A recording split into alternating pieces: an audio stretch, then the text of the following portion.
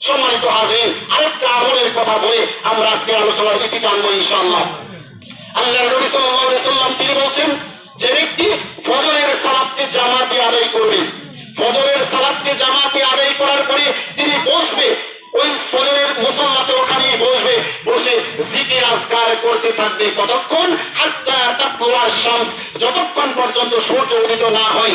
যখন সূর্য উদিত হয়ে যাবে, হুম্মা সাল্লা রাকাতাইন, এরপরে যদি 2 রাকাত সালাত আদায় করে, জামাতে ফজরের সালাত আদায় করে, এরপরে জিকির আজকারের মাধ্যমে সময় টাইম পাস করে, কতক্ষণ? যতক্ষণ সূর্য উদিত না হয়। সূর্যটা উঠে গেল, এরপরে 2 রাকাত সালাত আদায় করলো। আল্লাহর নবী সাল্লাল্লাহু আলাইহি সাল্লাম বলেন, ওই ব্যক্তিকে আল্লাহ রাব্বুল আলামিন একটা উমরা এবং হজের নেকি দান করেন। সুবহানাল্লাহি ওয়া বিহামদিহি। আপনি বলবেন, কি বলেন হুজুর, এত সহজ?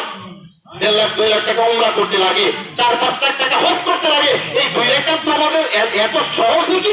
জি, আল্লাহর নবী সাল্লাল্লাহু আলাইহি ওয়াসাল্লাম আপনার বিশ্বাসকে সুদৃঢ় করার জন্য তিনি বলছেন, তাম্মাতিন তাম্মাতিন তাম্মাতিন, 3 বার বলেছেন, 1 বার 2 বার নয়, 3 বার বলেছেন। যে ব্যক্তি ফজরের সালাত জামাতে আদায় করে, তারপরে জিকির আজকারের মাধ্যমে বসে থাকে, সূর্য ওঠার পরে 2 রাকাত সালাত আদায় করে, ওই ব্যক্তিকে আল্লাহ রাব্বুল আলামিন পূর্ণ হজ উমরার নেকি দান করেন, পূর্ণ হজ উমরার নেকি দান করেন, পূর্ণ হজ উমরার নেকি দান করেন। এরপরেও সন্দেহ থাকবে? সম্মানিত হাজিরিন, আমরা চেষ্টা করব এই নফল সুন্নাত, এই ইবাদতগুলো পালন করার।